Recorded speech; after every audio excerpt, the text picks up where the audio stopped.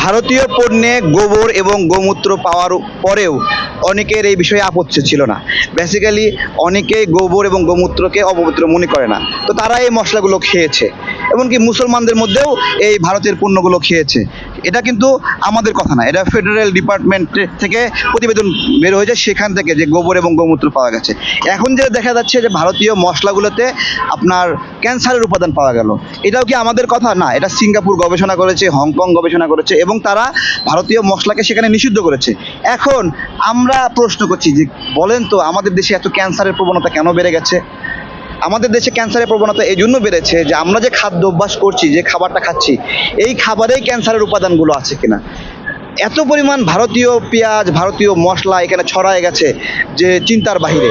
ভারতের একটা পেঁয়াজ নর্মালি এই সাইজ হয়, তাই না? এই পেঁয়াজ কাকতলীয় হবে এত বড় কেন হলো?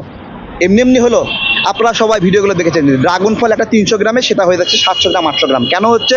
এটা তো একটা নিষিদ্ধ হরমোন প্রয়োগ করছে, যার ফলে ওই ড্রাগন ফলটা বড় হচ্ছে।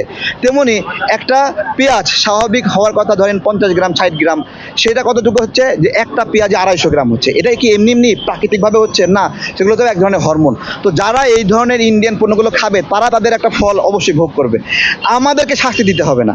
তারা নিজেরা প্রাকৃতিকভাবে শাস্তি, তাদের কিডনি বিকল হবে, তাদের লিভার বিকল হবে।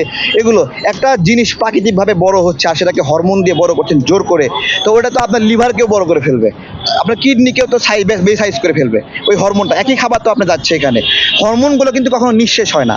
এগুলো বিভিন্ন এক জায়গা থেকে আরেক জায়গায় যায়, এক জায়গা থেকে আরেক জায়গায় যায়, এগুলো প্রকৃতি পরিবর্তন হতেই থাকে। আমাদের ভারতীয় পণ্য বয়কটের যে আন্দোলন, এই আন্দোলন আসলে এই হরমোন, এই বিষ, এই যে ক্যান্সার উপাদান, এগুলো না। 15 বছরে মানে 1100 জন বাংলাদেশি নাগরিককে হত্যা করেছে এবং গত 2 বছরের হিসাব 105 জন বাংলাদেশি নাগরিক খুন হলো। আবার এই যে রমজান গেল 5 জন বাংলাদেশি নাগরিক হত্যা হয়েছে। এবং এই যে আপনার হলো গতদিন ব্রাহ্মণবাড়িয়া একজন হত্যা হলো। ব্রাহ্মণবাড়িয়া যে খুনটা হলো, সেই 2 বন্ধু ঘুরতে গেছে, সেখানে গুলি করে মেরে দিচ্ছে। অর্থাৎ ওরা যাকে গুলি করা মনে হয় যে পাখির মতো শখ করে গুলি করতেছে, এরকম একটা বিষয়। তো এইরকম তো হতে পারে না যে এখানে যুদ্ধ হচ্ছে, 2 দেশের মারামারি হচ্ছে, এরকম না।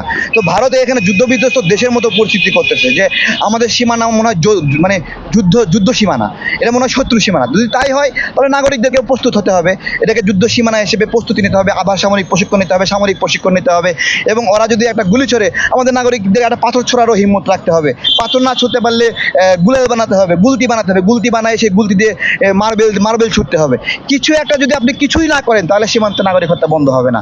তো যেহেতু কিছু করতেও পারছি না, আমরা ওই জন্য বলছি যে না, আমরা এই সন্ত্রাসীদের পণ্য আমরা কিনবো না।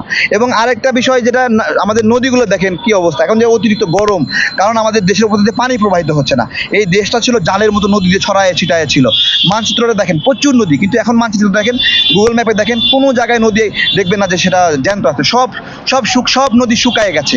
এই যে নদী শুকায় যাচ্ছে কেন? 54 নদীর উপরে 500টা বাদ দিয়েছে।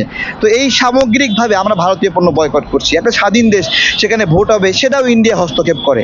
তাহলে এখানে যদি হস্তক্ষেপ করে, নাগরিকদের যে একটা মানবিক মর্যাদা, নাগরিকরা নাগরিক অধিকার কখন পায় না? যখন তাদের ভোটের মূল্যায়ন হয় না। নেতাদেরকে যখন নাগরিকের কাছে গিয়ে ভোট চাইতে হয় না, তখন তারা ভাবে ও আচ্ছা, ওদেরকে তো প্রয়োজন হচ্ছে না, তো ডোন্ট কেয়ার একটা ভাব। তো এইরকম পরিস্থিতি চলতে যদি থাকে, তাহলে আমাদের এখানে ন্যায় বিচার সুশাসনের জায়গাগুলো সংকীর্ণ হচ্ছে, আর এটা ভারতের আগ্রাসনের ফলেই হচ্ছে।